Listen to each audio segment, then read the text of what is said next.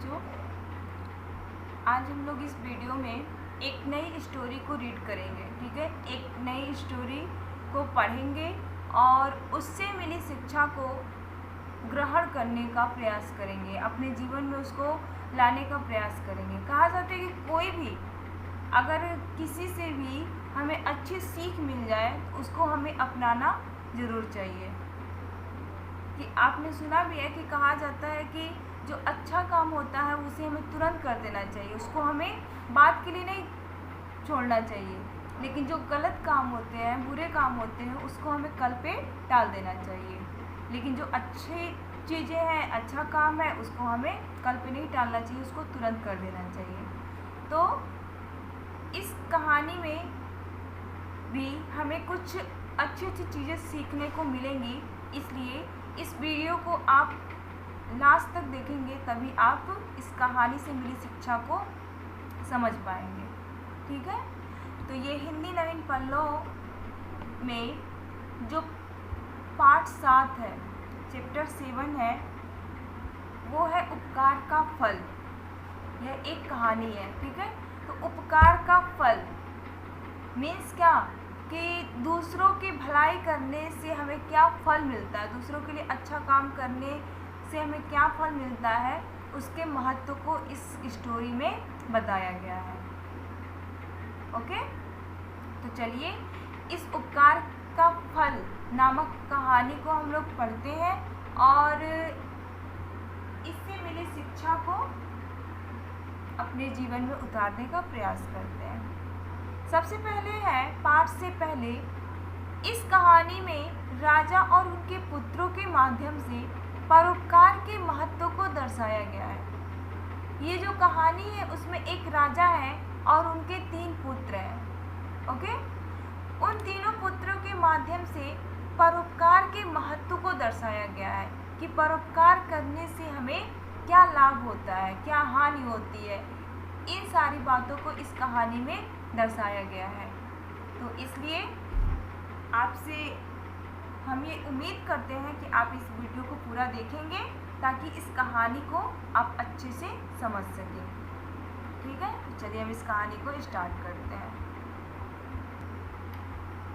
प्राचीन काल में कश्मीर के राजा के 3 पुत्र थे। तीनों वीर और बुद्धिमान थे। राजा बूढ़ा हुआ तो राजपाट देने के लिए राजकुमारों की परीक्षा लेनी चाहिए। मंत्रियों से विचार विमर्श करके राजा ने तीनों राजकुमारों को धन देकर विदेश जाकर धन कमाने को कहा और कहा कि जो राजकुमार धन का सदुपयोग करेगा वही राजा बनेगा। प्राचीन काल, पुराने समय की बात है कि कश्मीर के राजा के 3 पुत्र थे। ठीक है, तीनों क्या थे? वीर और बुद्धिमान थे, वीर पुरुष थे और बुद्धिमान भी थे। राजा जब बूढ़े हो जाते हैं तो वो जो राजपाट का कार्यभार था वो अपने राजकुमारों को देना चाहते थे, लेकिन उस राजपाट को देने से पहले वो क्या चाहते थे? उन तीनों पुत्रों की परीक्षा लेना चाहते थे कि असल में कौन इस राजगद्दी के लायक है, कौन इस राज्य को कौन अच्छे से चला सकता है। इसलिए वो अपने पुत्रों की परीक्षा लेना चाहे। मंत्रियों से विचार विमर्श करके तीनों राजकुमारों को क्या करते हैं? बहुत सारा धन दे करके विदेश जाने के लिए बोलते हैं, दूसरे देश में जाने के लिए बोलते हैं और धन कमाने के लिए कहते हैं कि तुम जाओ, इससे जितने भी तुमको हम धन दे रहे हैं उसके द्वारा तुम और अधिक धन कमा करके लाओ। और साथ ही साथ एक शर्त रख देते हैं कि जो राजकुमार इस धन का सदुपयोग यानी कि सही उपयोग करेगा वही राजा बनेगा। ओके, तो चलिए देखते हैं क्या हुआ। बस फिर क्या था, तीनों राजकुमार एक जहाज पर बैठकर धन कमाने के लिए विदेश रवाना हो गए। तीनों एक साथ कमाने के लिए बाहर निकलते हैं। काफी दूर जाने पर तीनों उतरकर अलग अलग रास्तों पर चल दिए। चलते समय तीनों ने उसी स्थान पर वापस मिलने का वादा किया। दो बड़े राजकुमार तो बड़े बड़े शहरों में चले गए, लेकिन छोटे राजकुमार ने वहीं रहकर समुद्र की लहरों का आनंद लेने की बात सोची। क्या होता है, जब तीनों राजकुमार एक साथ जहाज पर बैठकर कमाने के लिए निकलते हैं, तो जिस जगह पे वो लोग उतरते हैं, तीनों आपस में वादा करते हैं कि हम फिर से जब पूरा धन कमा लेंगे, इस धन का सदुपयोग कर लेंगे, तो जब वापस अपने दरबार जाना रहेगा, अपने देश को जाना रहेगा, तो हम फिर तीनों यहीं पे वापस मिलेंगे और एक साथ अपने देश को लौटेंगे, अपने राज्य में लौटेंगे।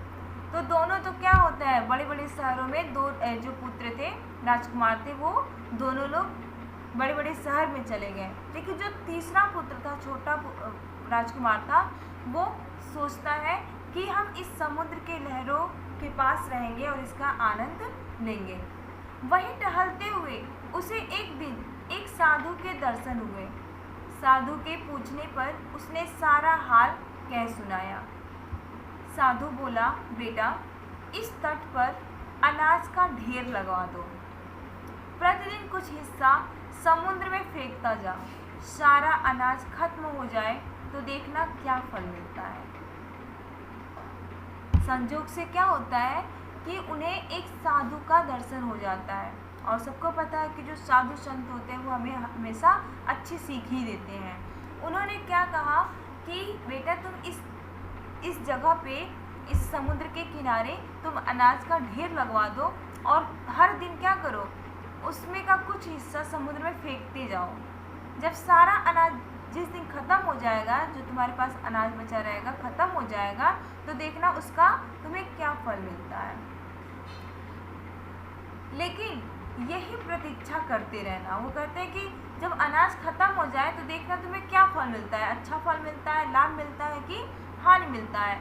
लेकिन जब तक तुम्हें फल मिल ना जाए तब तक तुम यहीं पे प्रतीक्षा करना, इंतज़ार करते रहना। इतना कहकर साधु न जाने कहाँ अदृश्य हो गया, गायब हो गए। छोटे राजकुमार ने साधु का कहना मानकर वही तंबू गाड़कर रहना शुरू कर दिया।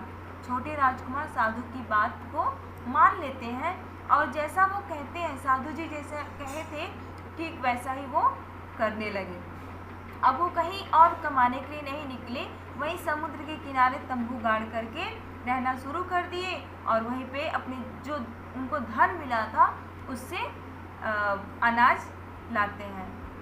उसने ढेर सारा अनाज मंगवाकर समुद्र के किनारे एकत्र कर लिया। बहुत सारा अनाज मंगवाते हैं और समुद्र के किनारे वही अपने पास इकट्ठा करके रख लेते हैं। धीरे धीरे करके उसने सारा अनाज समुद्र में फेंक दिया।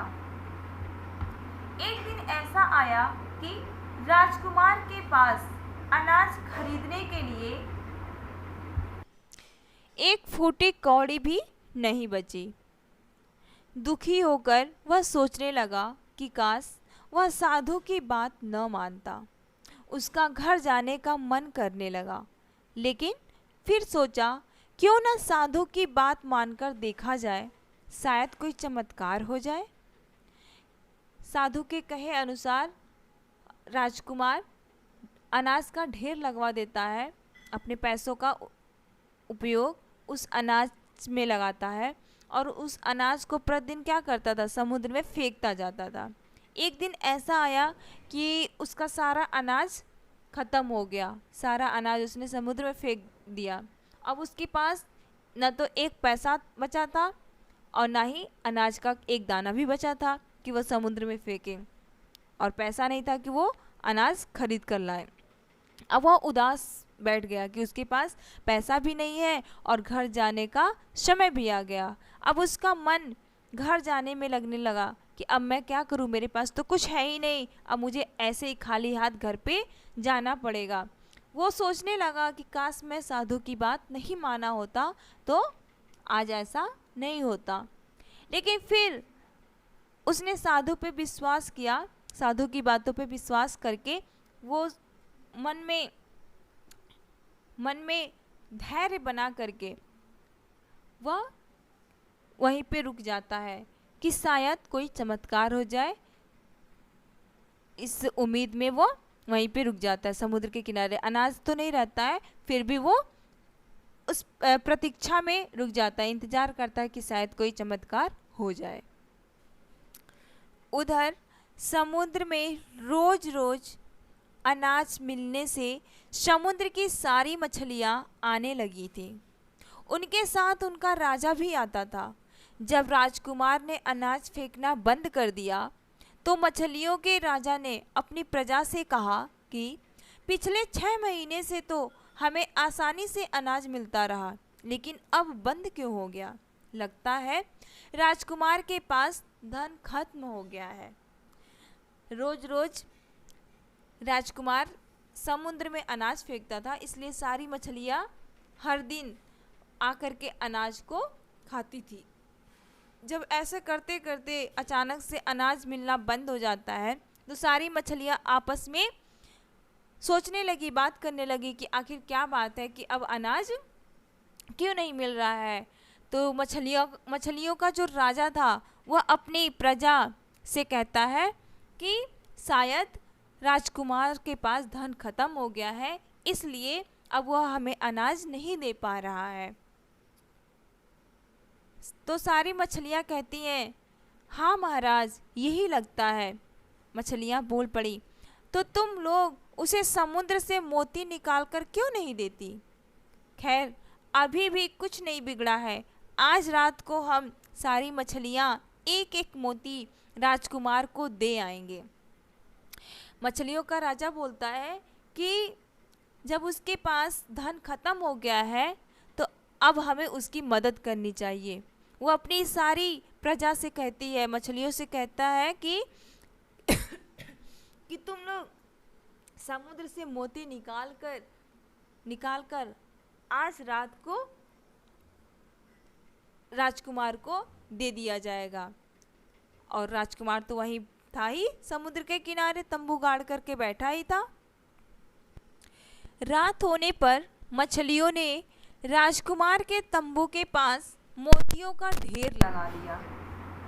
पानी में आने जाने से एक विशेष प्रकार की सहसाहट से राजकुमार की नींद खुली।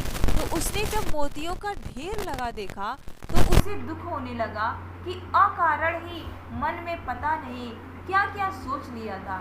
अब उसने फिर से मछलियों को पहले से ज़्यादा अनाज देना शुरू कर दिया।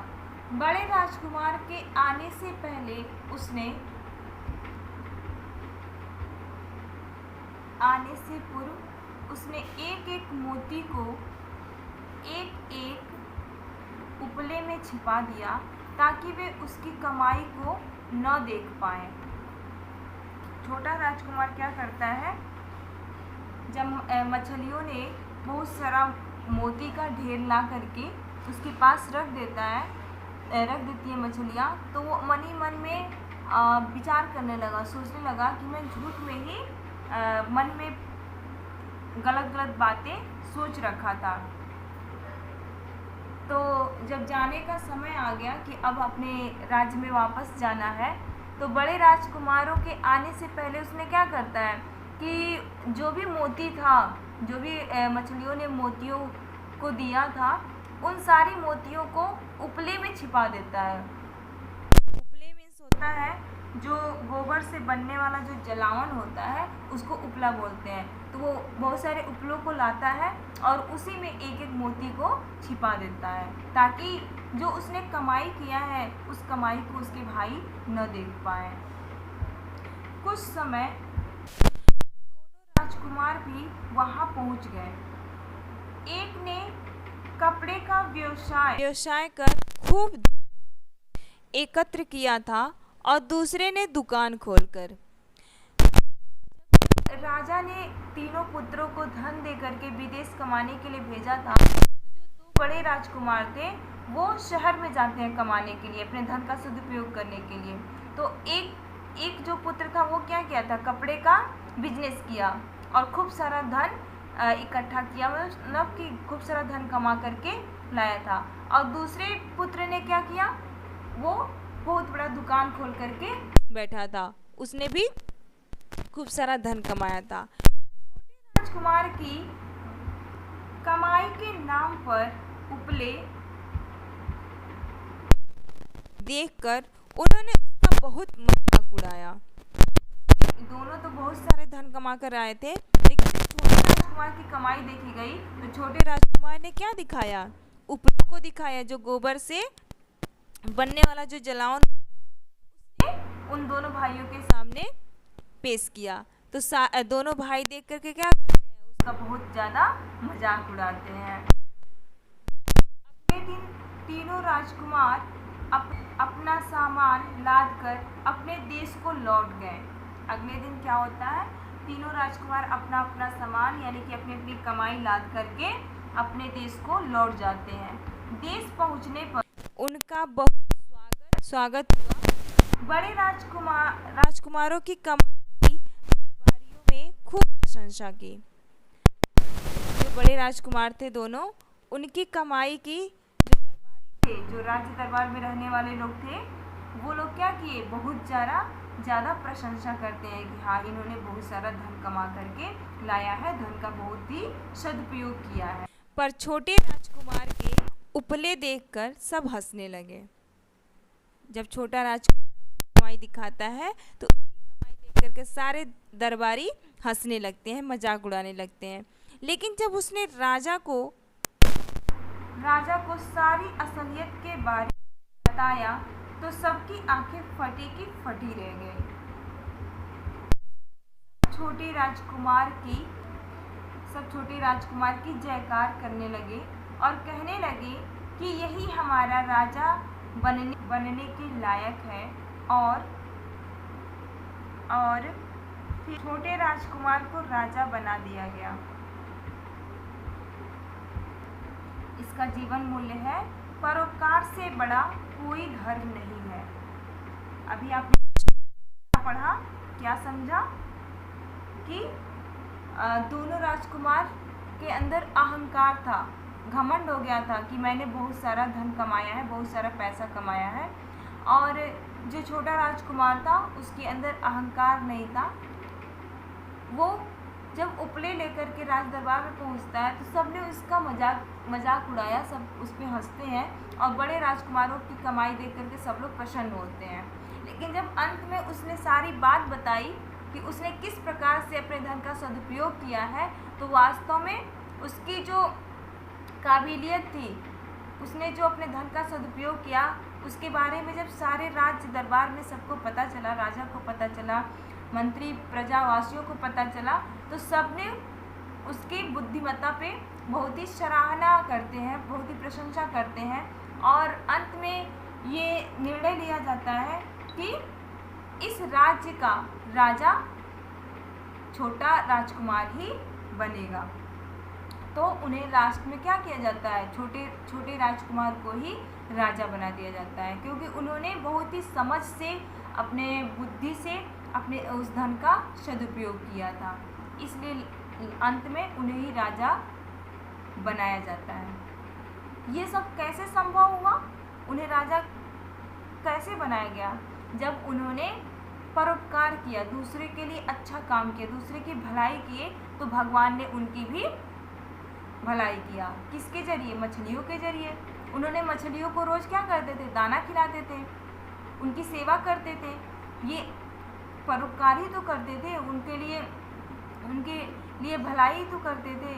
लास्ट में क्या होता है, जब इनके पास कुछ नहीं बचता है तो मछलियों ने उनके पास एक एक मोती दे करके उनका उपकार का बदला चुका देती हैं सब। वो क्या है, ईश्वर ही किसी न किसी रूप में उनकी सहायता करते हैं। इसलिए कहा जाता है कि जब हम दूसरों के लिए अच्छा करेंगे, दूसरों के लिए अच्छा सोचेंगे, तो भगवान भी हमारे लिए हमेशा अच्छा करेंगे और अच्छा हमेशा सोचेंगे, वो भी हमारे लिए अच्छा ही सोचेंगे।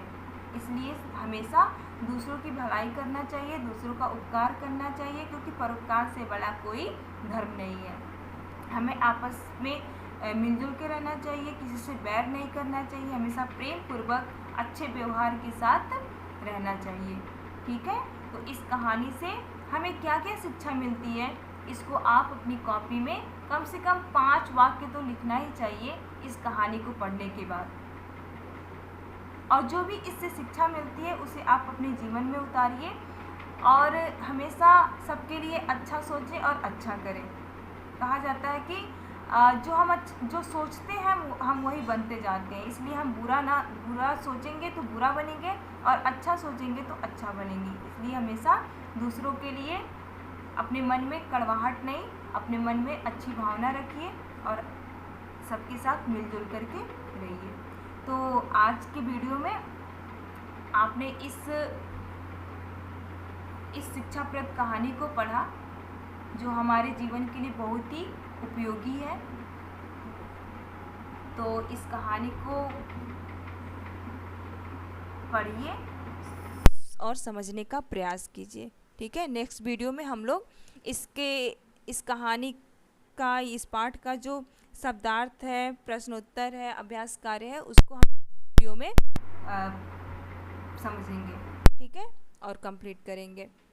तो आज के लिए बस इतना ही, और इस चैनल को सब्सक्राइब भी करते रहिए ताकि जब भी हम कोई वीडियो